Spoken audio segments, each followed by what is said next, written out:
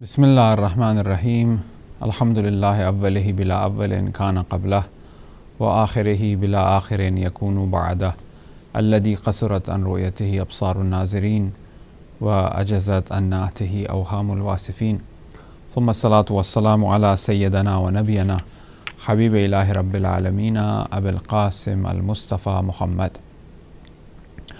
وآله الطيبين الطاهرين المعصومين المظلومين واللعنة الدائمة على أعدائهم وغاصب حقوقهم ومنكر فضائلهم ومناقبهم أجمعين من الآن إلى قيام يوم الدين. أما بعد فقد قال أمير المؤمنين في مناجاة الشعبانية: بسم الله الرحمن الرحيم.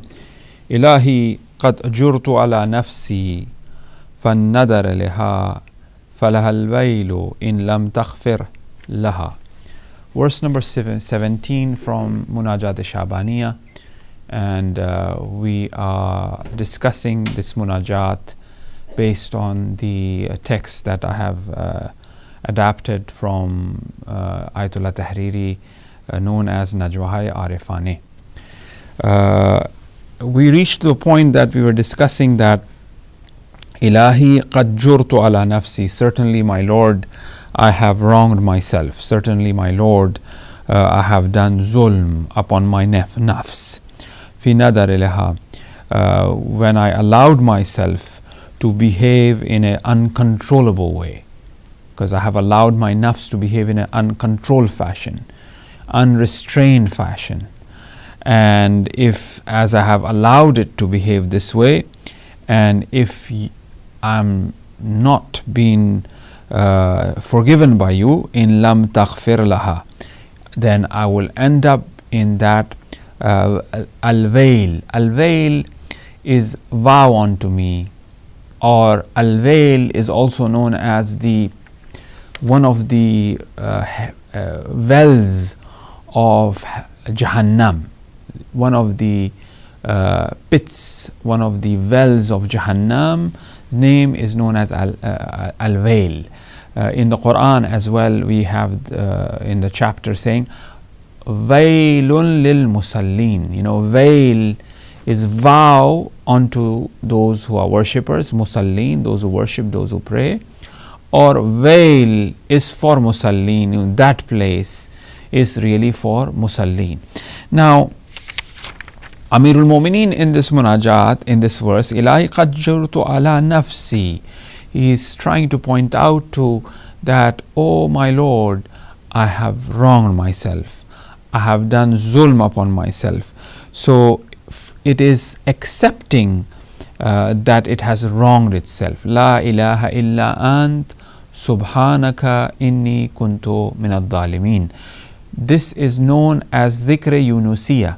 La ilaha illa ant subhanaka inni kuntu min ad-dhalimin is known as a zikr yunusiyah, highly recommended to be recited for 313 times, 1000 times, 100 times, as much as a person can recite. However, in the margin I would say that as well, it is one of the heaviest zikr.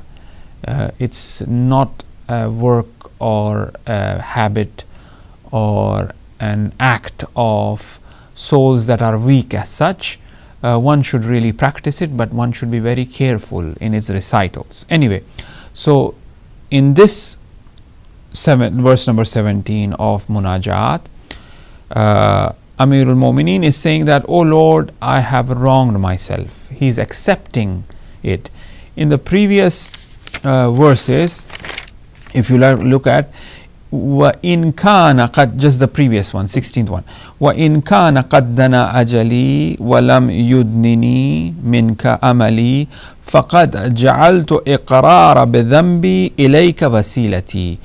I am considering my confession of being guilty to be my means towards you. So therefore, what I am considering right now in this dua, Amir al-Mu'mineen is saying that even the guilt that I have, even the feeling of of that guilt that I have committed as a wasila, as a means to connect you. So the confession and the guilt is becoming the reason of my communication to you, O Lord. How beautiful this is. That one is using the limitation of oneself, one is using the guilt of oneself to connect to God. This is called waqan, in reality, the peak of eloquence. Nahjul Balagha is of Amirul Mu'mineen, right? In the dua as well, this is the peak, this is the zenith, this is the height of eloquency, of connecting to Allah subhanahu wa ta'ala, where one is saying that I am using my guilt itself to connect you, oh my Lord. So therefore, we have to find any means possible by which we could connect to God. That means that we should always be in the state of remembrance of my Lord, and through that, somehow I should be in connection with my Lord. I always say this as a very practical way. Man is a social being. He lives in this environment which requires entertainment, engagement in social arena, social setup. In the dunya, part and parcel of his life is preoccupation with what his surroundings are. Now, he needs to be in the presence and in the remembrance of Allah subhanahu wa ta'ala. There are certain times that, for example, he is watching a TV, he is watching a program, he is watching a movie. Obviously, the man is heavily influential. It is ta'asir, it's the effect. Through the effect, he perceives things, he understands, he perceives things. So when he is watching something, he is affected by it. Maybe he is watching a movie, maybe he is watching a serial, maybe he is watching a TV program. Now in this TV program, it's been played how an orphan, for example, is being oppressed, or somebody who's very poor, feeling very sad. Maybe they have lost their father, maybe they have lost their mother. It's all happening in the movie, it's all happening in the television program. It comes with the background music.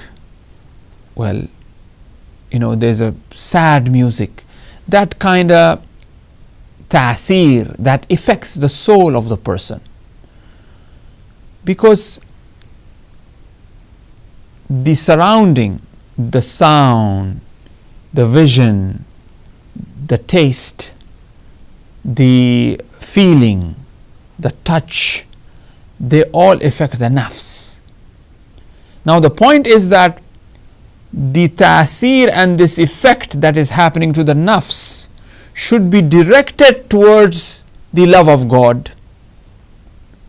Yes, I may be watching, for example, my children, they love this movie which was known as Mighty Joe Young. It was a very nice movie. I watched it, and when they were young, they used to watch it many times. And it's a fiction character where there's a gorilla which is huge, is known as Mighty Joe, for example. And anyway, to make the long story short, in the end he goes on top of this wheel to save that child, and he falls down with that music and the emotions and all that, and you start to feel the pain, that suffering of this animal, bichare, poor, doing so much and falling down, people running after him, don't like it, scared of him, so on and so forth. You feel emotional. Now the point is that any soul, any person who have the sense of goodness in him would be affected by it. Now, as I have been affected by this sad music, by this sad scene, by this something that is sad I am watching, now my tears should be in the direction of the love of God. That is the time to say that, okay, may Allah, that is the time of dua. That is the time to connect to God. Yes, it is a very low or a very sort of not holy act compared to a dua, compared to a wasila of Quran or dua. But still, because I live in this dunya and I watch this show and that show, which for example are from the Sharia point of view halal, obviously. Now, as I am preoccupied with this, I have to use this so that I don't become ghafil, so that I don't become forgetful of my Lord and of my God. And the tears of love that is coming for that animal should be directed to that goodness. That tears that I have is for the goodness that I am seeing, and this goodness is really that goodness of the Lord. You know, God have taught me, and I wish and I pray that may all, oppressed ones who are suffering, their problems be resolved, because I've been affected by the poverty or by the orphan, he's going through zulm, for example, right? So it's very important that one have to accept one's sins, iqrar, one have to accept it. Ilahi qad jurtu ala nafsi, oh Allah, I have done this, I have wronged myself when I allowed myself to be uncontrolled, right? I see some things, I get affected, I leave my nafs, it just goes in that direction without having any control. Now the point is that I should not be negligence, I should not be forgetful of my nafs, right? I should be caring, I should be remembering God. But to be in that state all the time, it's very difficult, right? So I can't be all the time sitting on the prayer mat remembering God. And even that act, bandagi or servitude, is not only praying, but it is actually servitude. Bandagi, servitude, ubudiyat really means that one is having a special focus towards his Lord. That's what ubudiyat means. What special focus?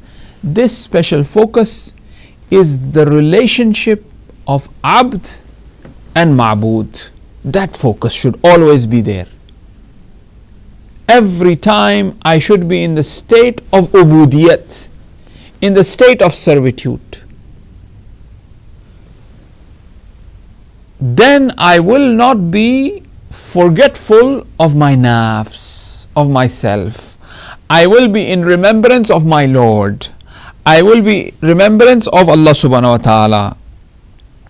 So therefore, servitude, number one, servitude, ubudiyat, bandagi, means that special tawajjuh, special focus towards the nafs, that this nafs is haqir, that this nafs is faqir, that this nafs is limited, and God is the ma'bud. Now, here I am involved with 1,000,001 things.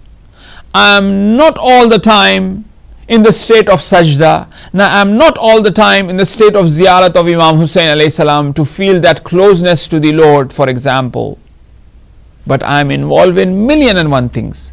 Now, as I am involved, and I have to be, and it is required of me that I be involved with 1,000,001 things, the point is to focus that how can I use this opportunity of watching a television series, of watching a movie, of playing with my children, of teaching, of even doing ibadat, should be that I am an abd and he is the ma'bud. That this attraction of me towards this event that is happening in front of my eyes, and I am moved because of the music that is playing in the background, because what I am seeing, I should not be focused towards just my nafs, but rather I should be thinking that, what is this happening and it's affecting me and it's making me emotional. This state of emotionality, this state, I am using it to connect to my Lord. That's ubudiyat. That is why we recite in munajat of Khamsat Ashar of Imam Sajjad alayhi salam, Astaghfiruka min kulli ladhatin bighayri dhikrik. O Allah, I seek forgiveness of you or from you, min kulli ladhatin, from all lazat, bighayri dhikrik, bighayr, other than the lazat of your zikr. That means I am having this water, there should be zikr, is lazat in this juice, in this food, in this scene, in this act. Walau lazat dunyawi, even if this lazat be worldly lazat, even if this pleasure be a worldly pleasure, I have to make this worldly pleasure as the zikr, as the zikr and as a remembrance of Allah subhanahu wa ta'ala. Now here, zikr doesn't mean that zikr zaban. Even if I am drinking and I am remembering Allah subhanahu wa ta'ala and I am having the lazzat in this sharbat, in this juice, in whatever I am drinking or what I am doing, I am having the worldly lazzat, but this lazzat should come about with the lazzat of the Lord, with the lazzat of Allah subhanahu wa ta'ala, meaning that remembrance, not the lazzat of my nafs, not the lazzat of my, even if that be ibadi. Here I am,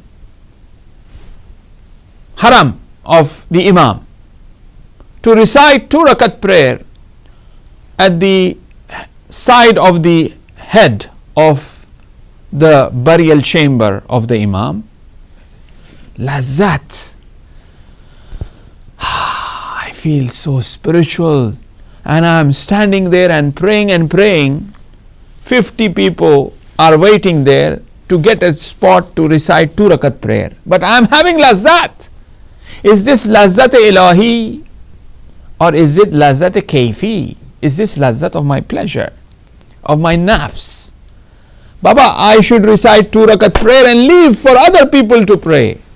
I may be having full lazzat there, but I should, this full lazzat that I am having is not a lazzat ilahi. No. It is lazzat of my nafs. My nafs is enjoying. Right? If I would have done tawajjuh or focus towards bandagi, towards servitude, the true servitude. So this ibadat is not kayf and nafsi, is not for the kayf, is not for the taste of my nafs, but rather it should be for lillah. Then I should be caring for others, I should be providing to others. So therefore, in taking care of others, there is lazzat. In giving charity is lazzat. But what lazzat I have to see? That lazzat should be the lazzat of the remembrance of God in it. So that's why astaghfiruka min kulli lazzatin. I seek refuge, I seek astaghfar, I seek forgiveness, not refuge. I seek forgiveness from all lazzat except the lazzat of zikr of yours. It is not easy. It is very difficult to bring in the divine reality or the divine phenomena or the divine sort of understanding of the divine, that tawajjuh, that focus to Allah subhanahu wa ta'ala into our dunyavi and worldly life. It is not easy. But as it is not easy, that's why the Imam says, Ilahi qad jurtu ala nafsi. I have wronged myself. Obviously this wronging myself have different darajat. Even the Anbiya and Awliya, they become forgetful. And they question their Lord. Nuh alayhi salam, looking at his son, is sitting on the mountain, that the flood have come and he's about to drown and die. Father wants his son to be saved. father loves his son, even though he has made a mistake. That bond and that love is fitri, is natural. The animals have that. Leave aside human beings. No matter how much a father might be at the bottom of their heart, you have this special corner. We are talking about a personality like Hazrat Nuh alayhi salam, who cried so much. So once again, he has the element of emotion in him. It's not a physical personality who cuts and kills and is like a who doesn't have emotions. It's Nuh. His personality is that crying, that emotional personality, inclined towards emotionality. Musa alayhi salam have a different personality. Isa alayhi salam have a different personality. Muhammad Mustafa sallallahu alayhi wa sallam, that mercy to mankind, have a different personality. So here Nuh alayhi salam have this love to his son. And he says, "Oh Prophet, oh Allah, you said my children will be saved, but here, what's going to happen?" Is ghaflat. God is doing something. Nuh is questioning the God. And look at the tone of Allah. Laysa min ahlik, ya Nuh. Oh Nuh, he is not from you. Very strong. God responds. Why? Because Nuh, you are questioning me? Yes, you're saying that this is what you had promised? Or in other prophets as well. So you have the element of ghaflat, negligence, forgetfulness, because that's the halate, that's the state of a human being. Yusuf alayhi salam, fa'ansa, he forgot to remember God, and he said that, "Oh prisoner mate, when you will be free, remember me near Aziz, so that when you remember I interpreted the dream and I have done it right, and I am in prison here, and the king will free me." God says, "Excuse me, I am the one who would save you and free you, not the Aziz, not the king. Extend the prison." Yunus alayhi salam, the same way in the belly of the whale. La ilaha illa ant subhanaka inni kuntu min ad-dhalimin. I have done zulm, I have done wrong towards my nafs. This is, once again, is a misdemeanor. This is not a sin. This is an error. This is forgetfulness. The amount of tawajjuh, the amount of focus that one should have towards the Lord was not there, which was expected from an abd, from a servant. Amirul Mu'mineen, on top of Amr ibn Abdawad, spits on Imam Ali. He leaves him. Why? Because tawajjuh, that focus in that action should not be mixed up with my personal ego and desire to that 0.1% even. Wanted complete tawajjuh. Want that action to be lillah. That's why Darbatu Ali in Yawm al-Khandaq, the Zarba of Ali is afzal of Saqlain. Why? Because that act is pure act, remembering God. So now, practically speaking, this really depends upon the iman of a person, how much iman he has, and with that iman that he has to move forward. And with age, with experience, with knowledge, things become clearer and clearer. When a person is young, when a person is not experienced, doesn't have knowledge, he tend to, have a greater amount of negligence. But as he grows, he starts seeing automatically God prepares him. But he has to have some sort of relationship, there has to be some relationship, right? Now this relationship needs to be improved, and God helps in improving this relationship, right? Then Ilahi lam yazal birruka alayya ayyama hayati fala taqta' birraka anni fi mamati ilahi lam yazal birruka alayya ayyama hayati. Oh Allah, you haven't, lam yazal means you haven't stopped. Bir is good. You haven't stopped the goodness alayya, upon me, ayyama hayati, upon me in the time of my when I was alive in this dunya. You have always favored me. God does nothing but favor to us. Ala innahu bikulli shay'in muhit. You know, Allah is the one who is always all encompassing around us. Alladhi ahsana kulla shay'in khalqa. He has created in the best of his form. Wasawwarakum fa ahsana suwarakum. In the beautiful form God have given, beautiful forms in the best of creation. Wallahu khayrun wa abqa. Allah is someone who is khair, who is the best. Inna Allah jamilun wa yuhibbul jamal. God is beautiful and God loves beauty. God, you have shown me nothing but beauty in this dunya. Everything that you have given me was beautiful. Ilahi lam yazal birruka. You always have protected me. You always have saved me. I made an error. You did not disclose this error from others. I made an error. Maybe it was disclosed in order that I should be taught a lesson, but you made that error being forgotten in the eyes of people, and I was treated normally.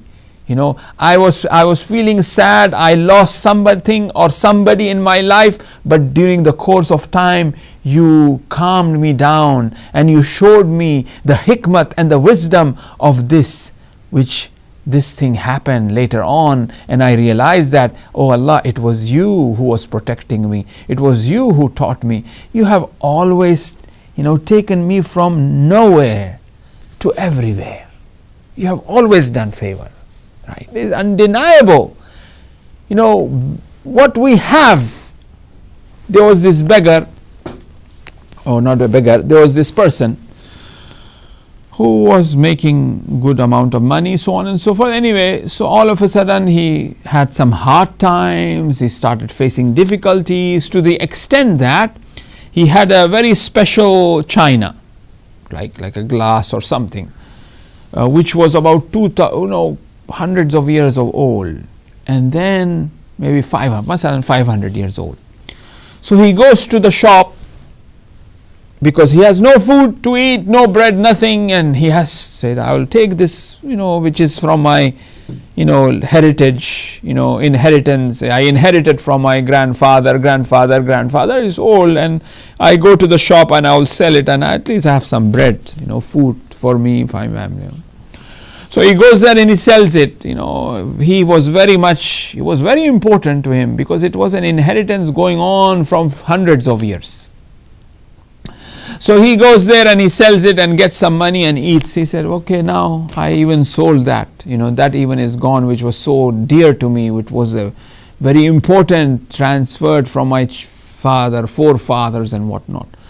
Then he goes to a darwish, sort of like a yogi, Sufi or whatever, those people, a wise person, he goes to a wise person and he says that, I'm facing this trouble, and even I had to sell my 600-year-old china, which I got from the inheritance of my my Jad.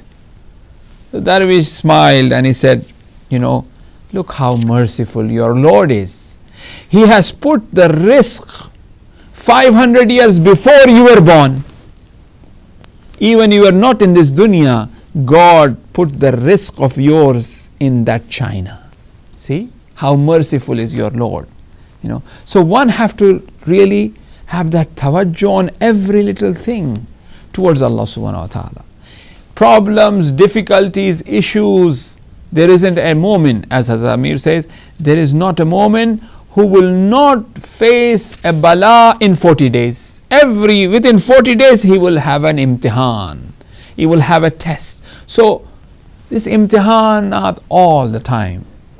Man will always have imtihan. He just have to keep on going, with the aid and help of Allah subhanahu wa ta'ala, and try to look at how Allah has always been. When God says, وَسَوَّرَكُمْ فَأَحْسَنَ سُوَرَكُمْ وَاللَّهُ خَيْرٌ وَأَبْقَى, that's our Lord is.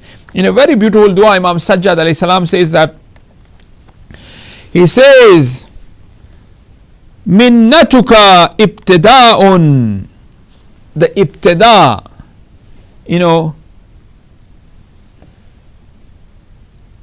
your beginning, the ibtida', your beginning, the beginning of Allah subhanahu wa ta'ala is forgiving, is kindness, is favoring, his minnatika ibtida'un. In the very beginning you have his sort of kindness, his honor, his sort of how shall I say, giving, minnat, he has honored us without anything in the very beginning. So that's how our Lord is. So now look how Hazrat Amir is speaking. He's saying that Ilahi lam yazal, O Allah, you have not stopped the goodness to really reach me in this dunya. This is the beginning, muqaddama, and the natija is this. فَلَا تَقْتَعَ بِرَّكَ أَنِّي فِي مَمَاتِي. O Allah, do not cut the bir, do not cut the goodness from me, mamati, at the time of death. See how Hazrat Amir is in a way saying, oh Lord, you're so beautiful, you're so kind, you have always done a favor to me. Now please, I request you that do not let this bir and goodness, do not cut the bir and goodness to reach from me at the time of death. This sentence, this verse of Hazrat Amir have two aspects to it. One is the i'tiqadi aspect, the aspect of belief, meaning imani aspect, the aspect of rububiyat, that the lordship of the Lord, that he is the provider of all good and he has always provided me good, right? And it also have the aspect of a person coming under this rububiyat of the Lord. One is that belief, that he is believing and he is portraying and he is expressing that, oh Allah, it is you.